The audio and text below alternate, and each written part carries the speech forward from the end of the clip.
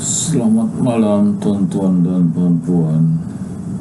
Malam ini aku ingin cerita sedikit satu cabaran yang dibuat oleh Zakir Naik terhadap seorang Kristian.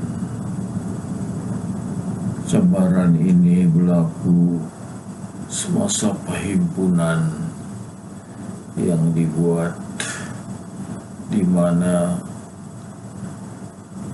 hadirin dalam jumlah yang besar datang mendengar ucapan atau dakwah Zakir Naik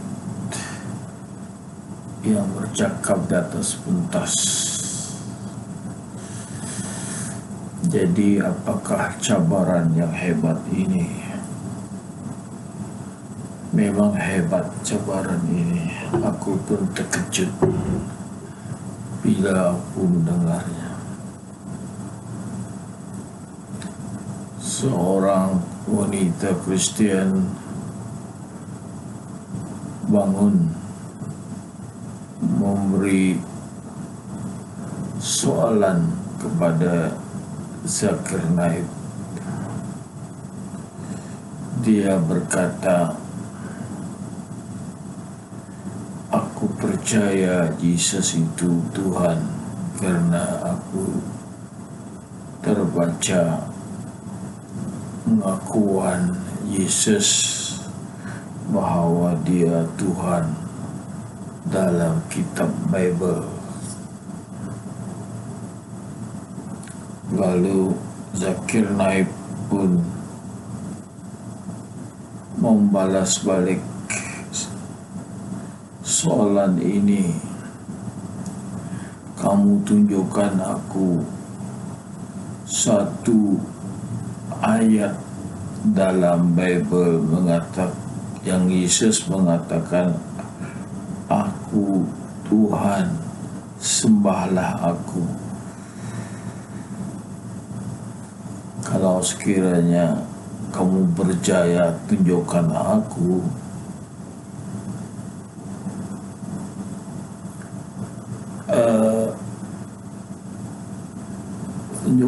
Sekiranya kamu percaya, tunjukkan aku ayat semacam ini hari aku akan tukar agama jadi orang Kristen. Bukankah ini mengejutkan? Ya tuan-tuan dan puan, cabaran Zakir Naik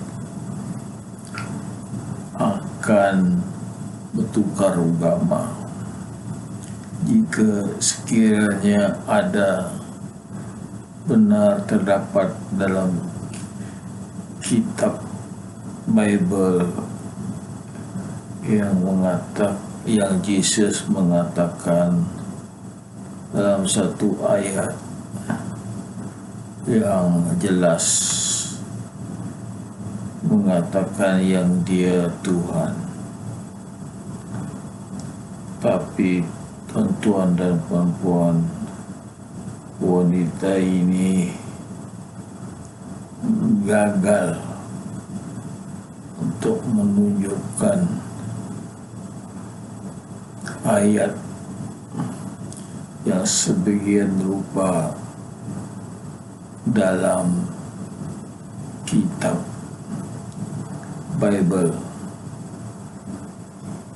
Kegagalan itu memanglah Zakir Naik tahu bahwa ayat yang terang begini yang dikatakan Yesus tidak ada sama sekali, hanya yang samar-samar, yang tidak jelas, yang mana mereka buat andaian yang Yesus mengaku yang Dia adalah Tuhan.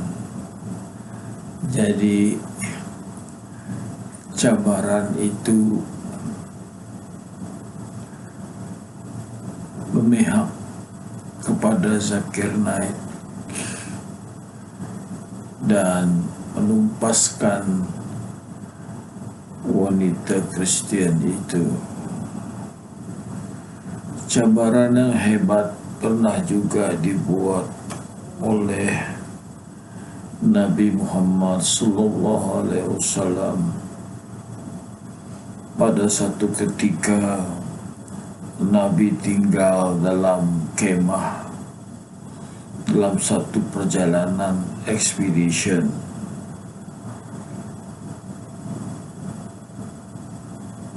Nabi tinggal dalam kemah diketahui oleh sekumpulan orang Kristian, maka mereka pun melawat Nabi dengan tujuan minta Nabi mengaku atau endorse yang kepercayaan dan agama mereka itu adalah benar. Perjumpaan itu tidak membawa hasil bila Nabi berkata Nabi tidak akan mengindos atau buat pengakuan yang kepercayaan dan agama mereka itu benar. Lalu Nabi Muhammad SAW pun mencabar mereka dan mempelawa mereka tinggal di dalam kemah malam itu bagi tujuan sama-sama mereka berdoa atau memohon kepada Tuhan memberi petunjuk dengan cara siapa yang salah agama dia, maka esoknya pihak yang salah itu akan dimusnahkan oleh Tuhan semesta alam. Ya tuan-tuan, cabaran ini memanglah hebat. Jadi cabaran agama mana yang benar, yang salah akan dimusnahkan keesokannya harinya oleh Tuhan semesta alam. Itulah doa, sama-sama mereka akan berdoa berdoa kepada Allah Tuhan semesta alam untuk memusnahkan siapa yang bersalah. Cabaran ini menakutkan orang Kristian dengan panik sekali atau kalang kabut mereka terus keluar daripada kemah dan lari dari situ. Itulah serba sedikit cerita pasal cabaran daripada Zakir Naik dan juga cabaran Nabi Muhammad SAW kepada orang Kristian yang pada orang Kristian pada zaman ini dan apa yang berlaku 1400 tahun dahulu semasa Nabi Muhammad masih hidup. Sekianlah tuan-tuan dan perempuan cerita pasal cabar-mencabar dalam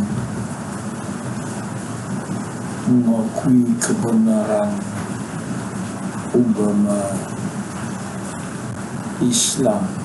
Sekian, terima kasih.